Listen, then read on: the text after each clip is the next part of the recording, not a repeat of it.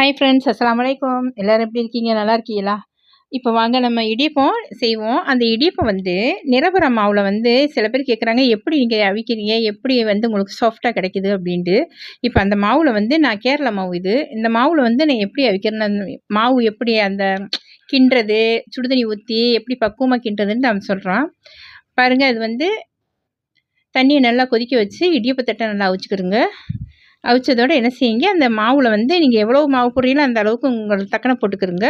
அதுக்கு வந்து நம்ம உப்பு சேர்த்துக்கிட்டாச்சு. இப்போ அதில் வந்து பாருங்கள் 1½ கிளாஸ் சுடுதண்ணி ஊற்றுறேன். நல்லா கொதிக்கிற தண்ணியை ஊற்றி நல்லா கிண்டிக்கிறோங்க.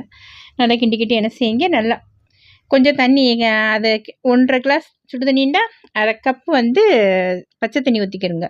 அதை நல்லா கட்டி விடாமல் நல்லா கிண்டிக்கிட்டே இருக்கணும். அப்புறம் இன்னும் கொஞ்சம் எக்ஸ்ட்ரா அந்த பச்சை தண்ணியை ஊற்றிக்கிறோங்க. பச்சை தண்ணியை ஊற்றி இன்னும் கொஞ்சம் பாருங்கள், 1/2 கிளாஸு அது சுடுதண்ணி ஊற்றிக்கிறோங்க. சுடுதண்ணி ஊற்றி நல்லா கிண்டிக்கிறோங்க. அது ரொம்ப சீக்கிரம் கட்டிப்படும்.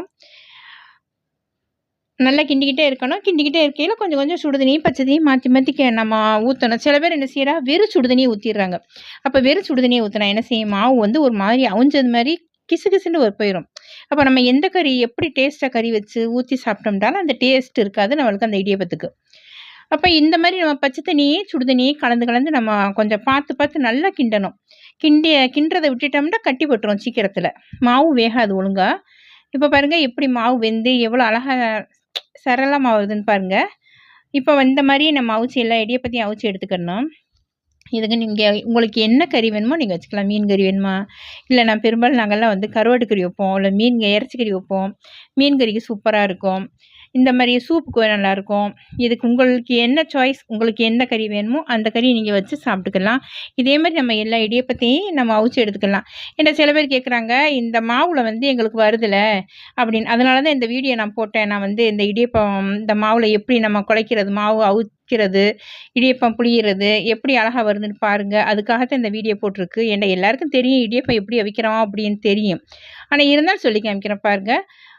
இதே மாதிரி நீங்கள் அவிங்க இன்ஷா அல்லா. நம்ம சேனலை வந்து ஃபாலோ பண்ணிக்கிறங்க இன்ஷா அல்லா. சப்ஸ்கிரைப் பண்ணிக்கிறங்க. யூடியூப் சேனலுக்கு சப்போர்ட் பண்ணுங்கள் இன்ஷா அல்லா. இதே மாதிரி வந்து நீங்கள் என்ன கறி வேணுமோ வச்சு சாப்பிட்டுக்கிறங்க. நான் அந்த அன்றைக்கி இறைச்சி கறி வச்சுருந்தேன், ஆட்டிறைச்சி கறி வச்சுருந்தேன். ஆட்டிறைச்சி கறிக்கு சூப்பராக இருந்துச்சு. இதுக்கு மாசி சம்பல் சூப்பராக இருக்கும். இந்த மாதிரி செய்யுங்க இன்ஷா அல்லா. ஓகே, அஸ்ஸலாமு அலைக்கும் வரஹ்மத்துல்லாஹி தஆலா வபரகாத்துஹு.